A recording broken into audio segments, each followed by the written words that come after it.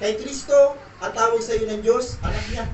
Kay Kristo, ang tawag sa iyo ng Diyos, tagapagmana. Take note sa word, tagapagmana. Santiago chapter 4 verse 30.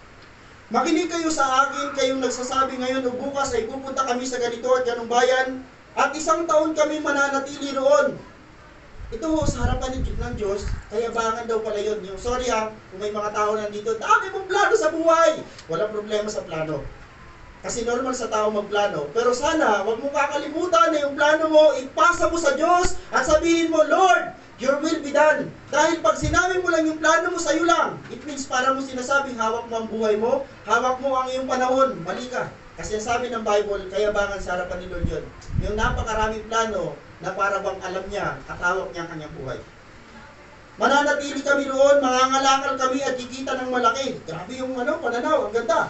Hindi nga ninyo alam kung ano mangyayari sa inyo sa araw ng bukas. Ang buhay ninyo ay parang usok lamang, sandaling lumilitaw at agad nawawala.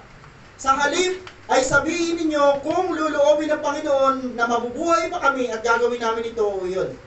Doon lang lumilitaw ang yung hindi kayabangan. Dahil pagka klinay mo sa sarili mo, dami kong plano, mayroon akong plano ganito, pero hindi kasama sa plano mo si Lord, kayabangan yun.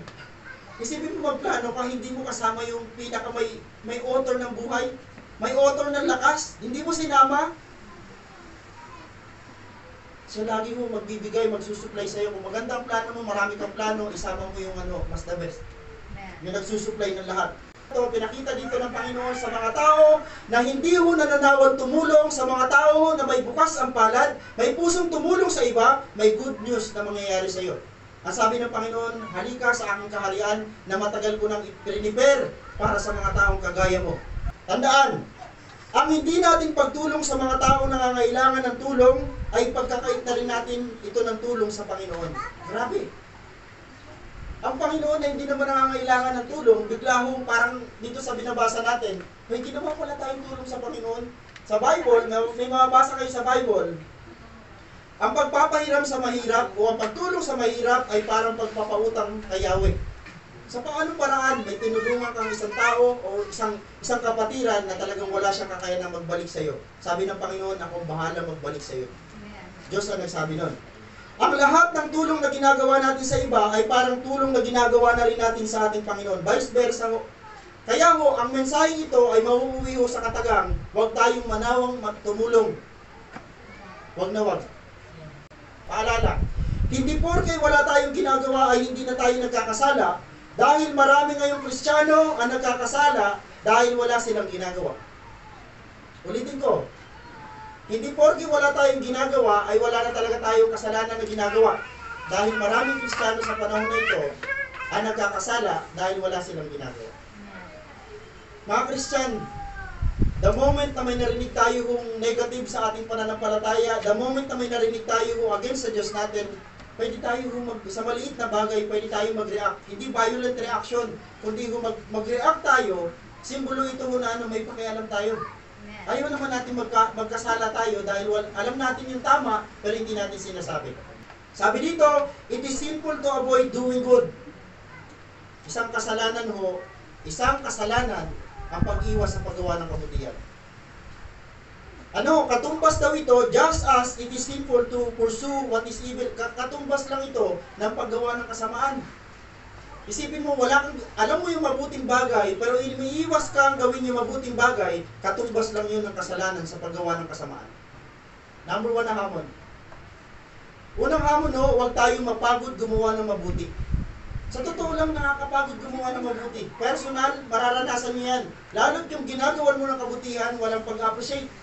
Pero sabi ng Bible, Galatians chapter 6 verse 9, huwag kayong manawang gumawa ng mabuti sapagkat darating ang panahon, sa takdang panahon, aani kayo kapag hindi kayo nanawa. Sino ho umaani? Yung mga walang sawang, nagtatanim ng kabutihan o gumagawa ng mabuti. Huwag tayong mapagod gumawa ng mabuti. Okay, pangalawa, huwag tayong manawang tumulong. Anong part mo ngayon? Pastor, ang part ko ngayon, dati kasi ako tinutulungan, ngayon ako naman ang tumutulong. Kung ikaw na ngayon yung nandun sa part na tumutulong, huwag ka manawang tumulong. Mas blessed ka pa rin dahil ikaw yung tumutulong kaysa ikaw ang tinutulungan. Okay? Huwag tayong titigil sa pagtayo sa katotohanan. Yan ang inaasahan sa ating bilang mga Kristiyano.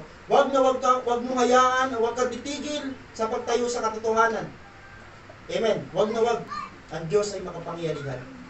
Kaya niyang gawin yung gusto niyang gawin dahil Diyos siya. Sino makapagmamando sa Diyos? Wala. Diyos siya. Sabi dito, don't do unto others what you don't want done unto you. Sino nagsabi niyan? Si Confucius. Si Confucius siya ho ay politician, siya ho ay teacher, at ano ho, siya ho siyang philosopher. Pero si Confucius, ito ang turo ni Confucius, napakadali nitong gawin kasi wala kang gagawin. Nabasa niyo? Ano sabi? Huwag mong gawin sa iba ang ayaw mong gawin sa iyo. Wala kang gagawin. Napakadali, tama, pero hindi yan ang turo ni Jesus. Ang turo ni Jesus, ganito. Do to others as you would have them do to you. Sabi ni Jesus Christ, gawin mo sa iba ang ibig mong gawin nila sa iyo. Mas mahirap.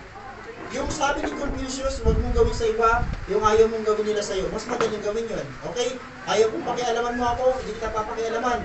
Ayaw kong pinupuna mo ako, hindi kita pupunahin. Pero sabi ni Lord, kay Lord iba, pupunahin kita kasi gusto kong punahin mo rin ako.